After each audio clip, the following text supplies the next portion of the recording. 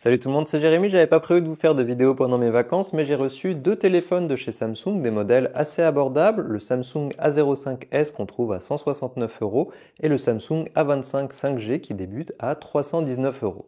Aujourd'hui, je vous fais une vidéo unboxing pour vous montrer à quoi ressemblent les téléphones et ce qu'on retrouve à l'intérieur des boîtes, et je vous ferai des tests très bientôt sur chacun de ces modèles. Donc si vous avez des questions ou des choses que vous voulez savoir, dites-moi ça en commentaire.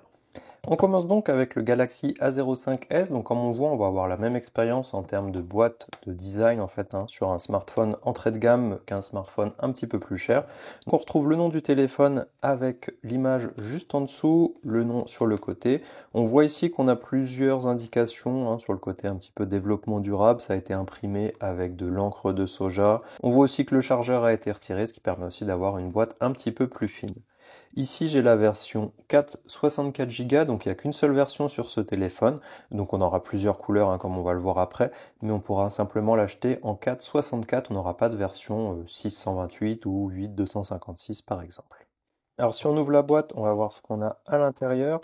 En termes d'accessoires, on va avoir un câble USB vers USB-C, donc pas de chargeur, comme on vient de le dire. On a un petit peu de documentation. Et ensuite, le téléphone avec aussi un éjecteur pour carte SIM ou aussi pour carte micro SD, comme ici on va pouvoir en rajouter. Comme on le voit, on a un appareil assez épais quand même. Je vous mettrai le détail en termes de millimètres et tout ça juste à côté parce que là je ne l'ai pas en tête. Et ici j'ai pris la version noire, mais on l'aura aussi en version lime, donc un petit peu verte, et en version argent si je ne me trompe pas. Ici, on voit quand même qu'on a un téléphone plutôt entrée de gamme. On a l'impression que c'est vraiment du plastique tout autour. Mais sinon, à part ça, c'est vrai que si on regarde par rapport à l'autre téléphone, de prime abord, on pourrait avoir l'impression que c'est de la même gamme. Mais effectivement, les matériaux seront quand même moins nobles, on va dire, là-dessus. Donc sur le dessus du téléphone, on voit qu'on a un micro. Sur le côté droit, les boutons volume et le bouton power. On aura aussi un lecteur d'empreintes. Sur le dessous, un haut-parleur, un port USB-C, un micro et aussi un port jack. Sur le côté gauche, le tiroir Dual SIM. Et bonne surprise car ici on va avoir le Dual SIM mais aussi la possibilité de mettre une carte micro SD pour étendre le stockage jusqu'à 1 Tera, ce qui peut être pratique comme ici on a un téléphone qui n'a que 64 Go de stockage. Et dans le coin supérieur gauche, on va avoir les trois capteurs photo, donc un capteur macro de 2 mégapixels, un capteur portrait de 2 mégapixels aussi, et un capteur principal de 50 mégapixels. Alors si maintenant on passe au Galaxy A25 5G, donc là on est sur un téléphone quand même un petit peu plus haut de gamme, mais on voit à peu près la même chose en termes d'emballage, le nom sur le côté, le téléphone sur le devant. Ici j'ai la version 628, mais il existe aussi en version 8 256 Go, qu'on aura plus de choix sur celui-là. Donc c'est normal vu qu'il est quand même un petit peu plus cher, mais on garde quand même le tiroir pour carte micro SD, donc si jamais on veut pouvoir augmenter le stockage, on n'est pas forcément obligé de passer sur la version avec 256 Go de stockage. Ici, on a un câble USB-C vers USB-C, de la documentation, tout ce qui est garanti, ce genre de choses. On voit d'ailleurs aussi là que l'emballage du téléphone est en espèce de papier quand l'autre était en plastique. Ça donne tout de suite un aspect un petit peu plus qualitatif que le plastique tout simple.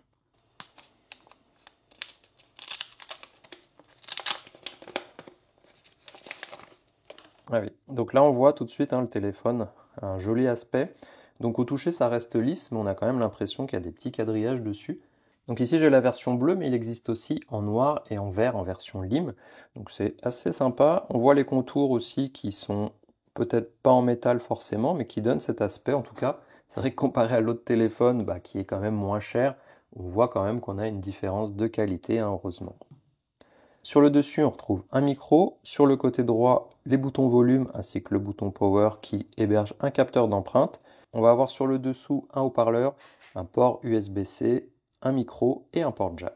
Sur le côté gauche, on a le tiroir Dual SIM qui va soit servir à mettre deux cartes SIM ou sinon de mettre une carte SIM plus une carte micro SD avec une extension jusqu'à 1 Tera.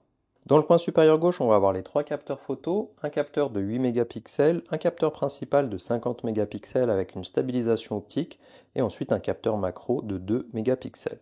Donc dans les deux cas, les téléphones sont vendus sans chargeur, mais chacun supporte une recharge allant jusqu'à 25 watts, donc c'est pas une recharge incroyable hein, forcément, mais si vous avez déjà un chargeur chez vous, il n'y a pas forcément besoin d'en racheter un autre, en tout cas si vous avez quelque chose d'un petit peu plus élevé que 25 watts, après à voir si le téléphone finalement reconnaît quand c'est un chargeur Samsung ou pas, et qui permet effectivement d'aller jusqu'à ce taux de recharge.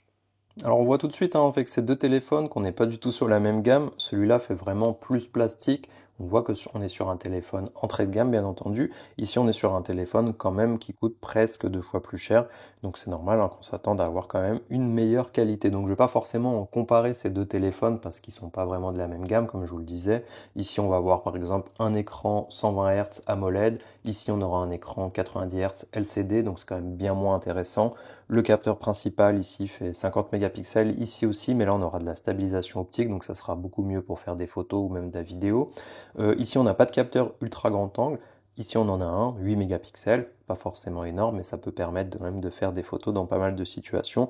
Donc c'est vrai qu'on a deux téléphones de gamme différentes, mais de prime abord, on garde quand même cet aspect.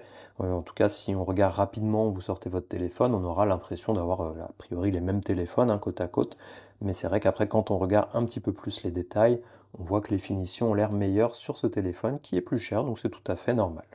Alors comme on vient de le voir, les deux téléphones sont différents, malgré qu'on soit sur des gammes assez abordables, on a quand même une différence de pratiquement 2 fois le prix, donc je ne vais pas forcément les comparer dans une vidéo, mais je prévois un test pour chacun de ces téléphones, donc si vous avez des questions, laissez-les moi en commentaire, et on se voit dans la prochaine vidéo.